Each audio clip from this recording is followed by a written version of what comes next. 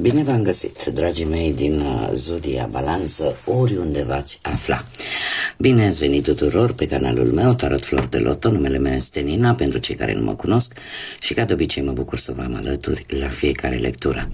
Azi voi face o lectură pe o perioadă anumită de timp, mai precis perioada cuprinsă între 15 și 31 ianuarie 2025. De ce?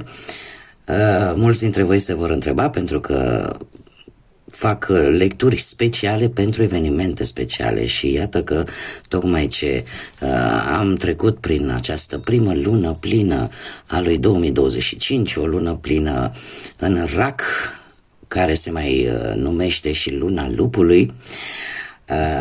De asemenea, ce este atât de important, poate veți zice, anume faptul că Marte este retrograd tot în semnul racului.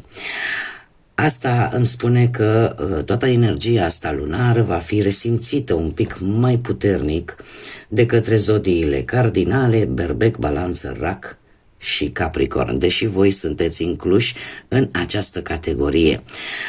Ce se întâmplă? Veți resimți, poate veți fi un pic mai sensibili decât în mod normal, vă veți conecta mult mai profund cu anumite sentimente, cu anumite emoții și cu anumite legături atât cu familia cât și cu casa. Este o perioadă în care energia lunii se va persista până către finalul lui ianuarie. Tocmai de aceea am și pus aceste ultime 2 săptămâni din ianuarie în această lectură. De asemenea, lăsând la o parte faptul că se intensifică sensibilitatea, se intensifică de asemenea pentru voi și intuiția, dar și introspecția, schimbările de perspectivă, veți prioritiza mai mult propria voastră persoană. E posibil să fie, e un moment de fapt tare bun de a vă stabili noi planuri și de a reevalua anumite situații, anumite teme pe care cumva le-ați cam dat deoparte și care au o legătură de asemenea foarte mare cu membrii ai familiei sau cu casa. Unii dintre voi, în acest final de ianuarie, e posibil să încercați să închideți anumite etape, anumite capitole din viața voastră, capitolul pe care e posibil să le fi început cu 6 luni în urmă. Așa că, dragilor, este o primă lună cu o încărcătură foarte mare, foarte profundă, iar în special pentru voi, ca și zodie, această lună plină este foarte importantă. De ce? Pentru că vine cu propuneri de încheieri, mai ales pe partea profesională, pe partea carierei. Veți revizui, ca să zic așa, cariera.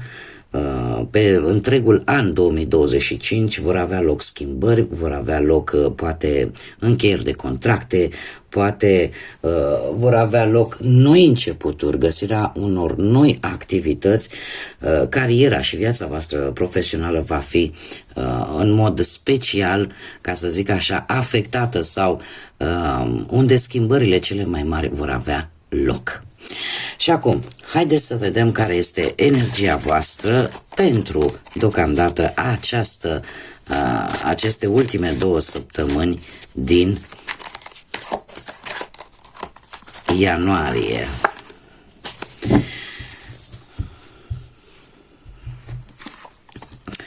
Și avem un 5. Da, se pare că într-adevăr vă afectează destul de mult această lună plină pe unii dintre voi, cel puțin. Trebuie să fac o specificație, și anume faptul că e un lucru important de care voi trebuie să țineți cont și este acela că voi vă construiți propriul viitor, așa că vă rog din suflet să luați decât mesajele care rezonează cu voi, iar restul lăsați-le să zboare în univers, pentru că sigur sunt pentru alte energii, pentru alte persoane care într-o mai mică sau mai mare măsură au o legătură cu zodia Balanță. Cum de asemenea toți cei care aveți nu doar soarele în balanță, poate aveți ascendentul, luna, Venus sau oricare altă planetă importantă din harta voastră astrală, această lectură este de asemenea și pentru voi. Acum, revenind la această energie, avem cifra 5 care îmi vorbește de schimbări, îmi vorbește de foarte multă curiozitate din partea voastră, e adevărat, ne vorbește și de un pic de instabilitate, de care tocmai ce am vorbit, o instabilitate care mai ales, cum am mai spus, pe planul ăsta profesional sau posibil în relațiile cu familia sau în anumite situații legate de casă. Ne vorbește într-adevăr și de un pic de conflict, dar în același timp, paradoxal, cifra 5 ne vorbește de curaj, de noi experiențe, de schimbări foarte mari și de acea necesitate de a fi un pic mai flexibil în așa fel încât să te poți adapta mai bine unor noi situații care vor veni în viața ta. Avem de asemenea și Zodia Vărsător care îmi spune, voi puteți posibil unii dintre voi chiar să aveți această zodie să predomine cumva în harta voastră astrală, dacă nu, vorbim de acele caracteristici pe care, într-un anume fel, cu o anumită influență, voi le împrumutați din această zodie, poate veți fi mai interesați, fiind o zodie de aer, la fel ca și voi, poate veți fi mai interesați în achiziționarea poate de obiecte tehnologice, da? Obiecte care, gadgeturi de-astea care au apărut acum și un interes poate de a obține ceva ce este relaționat cu tehnologia și cu partea asta futuristă, da? Sau poate pur și simplu rupeți niște paradigme și începeți să gândiți mai mult către viitor și să vă rupeți așa un pic de trecut. Poate o să vă valorați mult mai bine libertatea, propria voastră libertate și, în general, aveți o nouă formă de a gândi și de a vedea lucrurile. În special cu această carte, aș zice că simțiți poate că unii dintre voi sunteți pedepsiți pe nedrept, poate de soartă, de viață sau de alte persoane care nu vă tratează într-un mod corespunzător. De asemenea, eu aș spune că cel puțin aceste 2 săptămâni sunteți destul de vulnerabili, tocmai pentru că am și precizat de ce, având acest Marte retrograd în Rac și luna plină, prima lună plină acestui an, tot în Rac, cumva asta vă influențează destul de tare și în această perioadă sunteți un pic mai vulnerabili și eu aș zice e posibil să apară și anumite situații în care efectiv poate să nu fiți lăsați să vă exprimați liber, să nu fiți lăsați să faceți lucrurile așa cum v-ați dori voi. Da? Și în felul ăsta să apară anumite conflicte.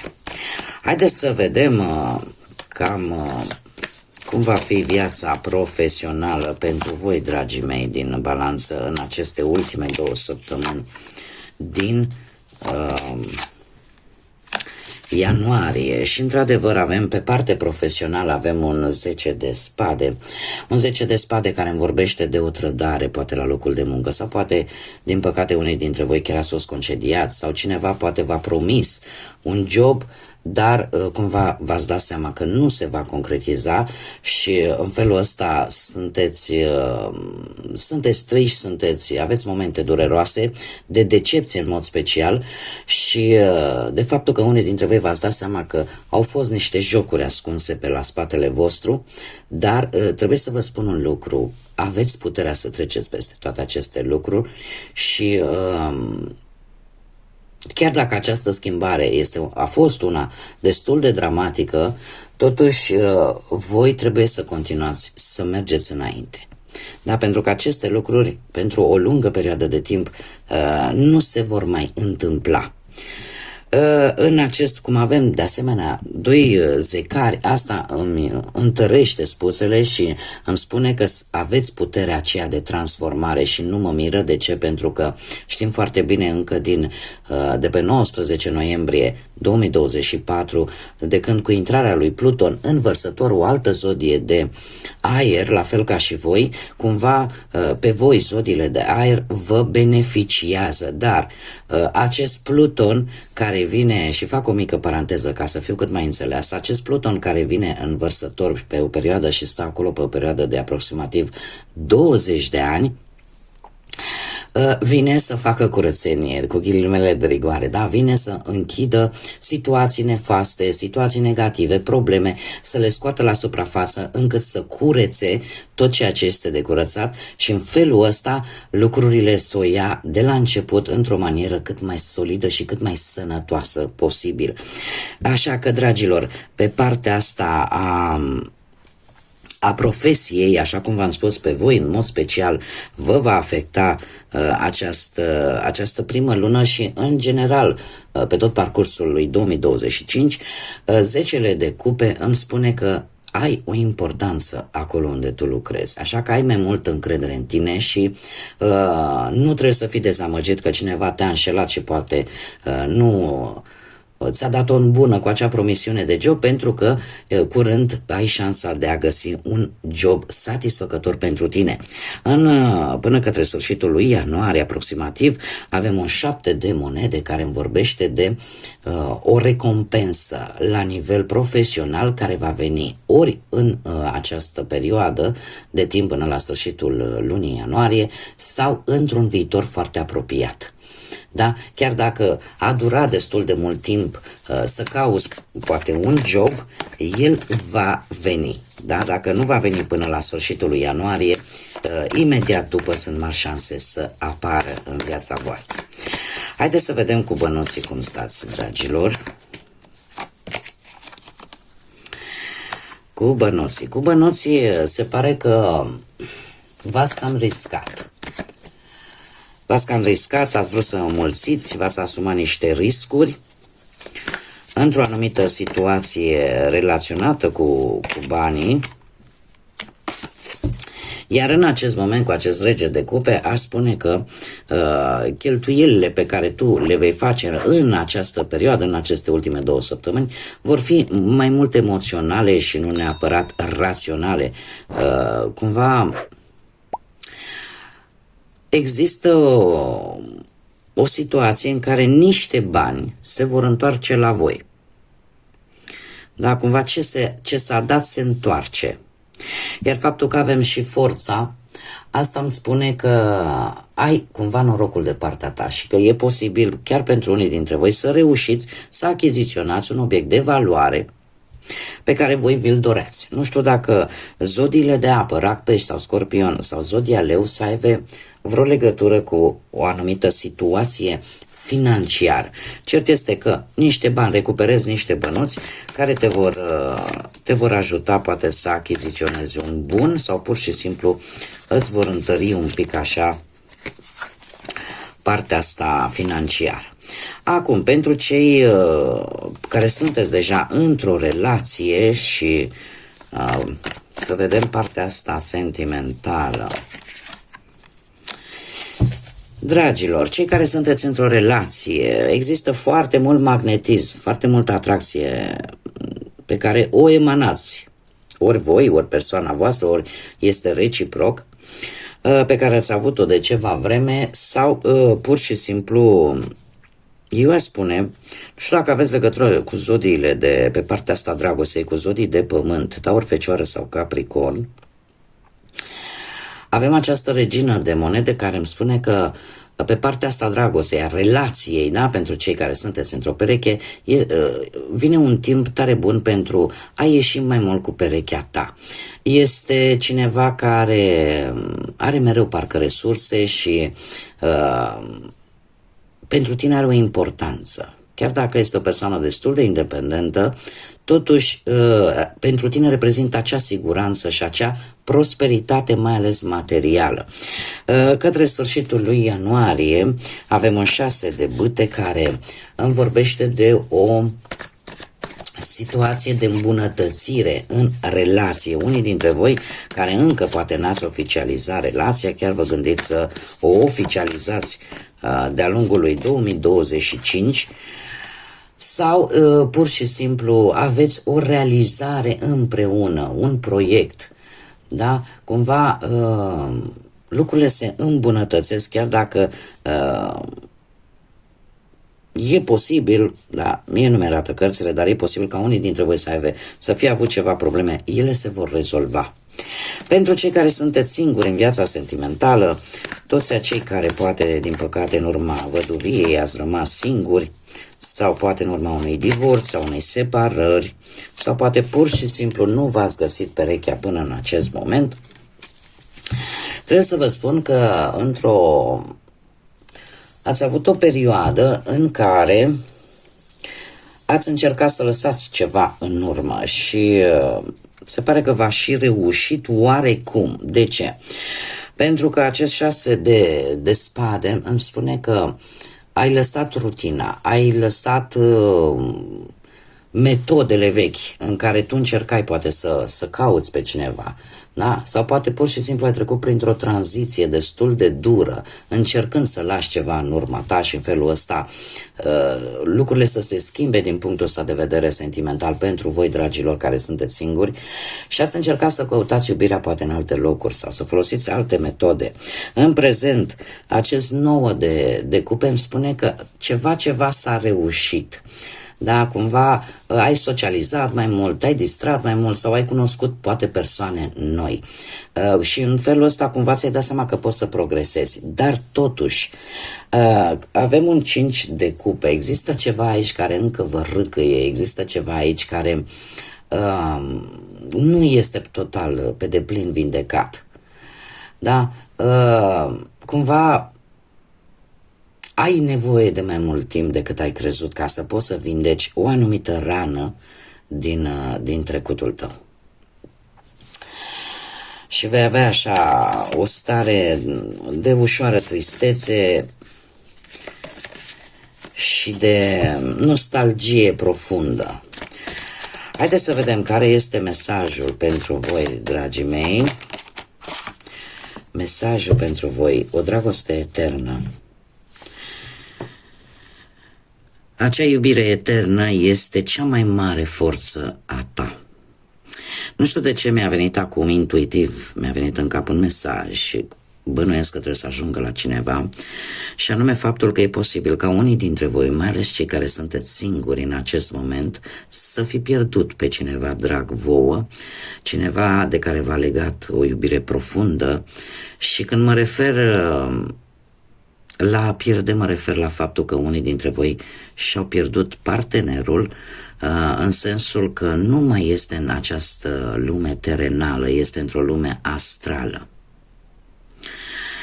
Acest mesaj, în momentul în care l-am văzut, pur și simplu intuiția mi-a spus să spun acest mesaj pentru aceia care, în mod special de fapt pentru acei care au pierdut pe cineva drag și nu mai se află în această lume terenală. Ce vrea să spun acest mesaj?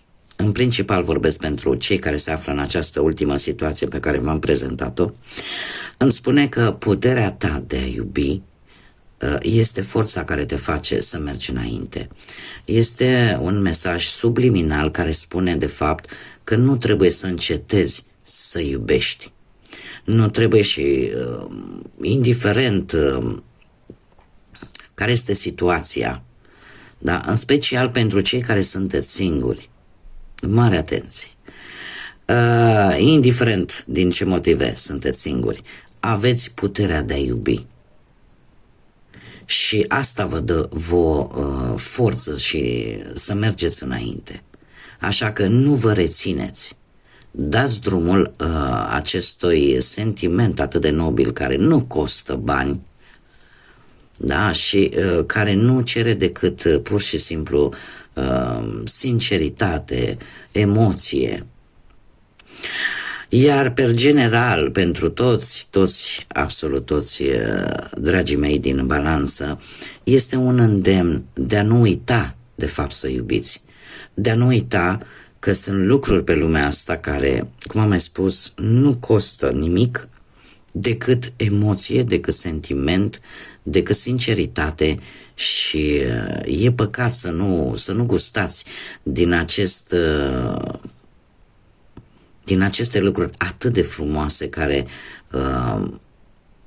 ne aduc împreună unul lângă celălalt. Este o aducere aminte, ca să zic așa, în a nu uita să iubiți, pentru că puteți să o faceți. Bun, dragii mei, aceasta a fost lectura pentru voi. Eu vă mulțumesc ca de obicei pentru prezența voastră. Mulțumesc de asemenea pentru like-uri, pentru comentarii, pentru distribuiri. Desigur, îndemn pe toți cei care poate sunteți pentru prima oară aici pe canal, încă nu sunteți abonați. Eu vă aștept cu mare drag să vă abonați. Dacă ați rezonat, dacă v-au plăcut lecturile mele și de asemenea nu uitați în continuare de acest mic suport pe care puteți să vi-l aduceți fiecare în dezvoltarea acestui canal și acestui proiect pe care eu l-am deschis aici pe YouTube. Așa că nu uitați de like-uri, de distribuiri și de comentarii. Până data viitoare, când ne vom reîntâlni, vă doresc tot binele din lume, multă energie pozitivă, pentru că după furtună întotdeauna este soare, iar după întuneric întotdeauna se face zi. Așa că multă energie pozitivă și, desigur, să fiți iubiți, dragilor.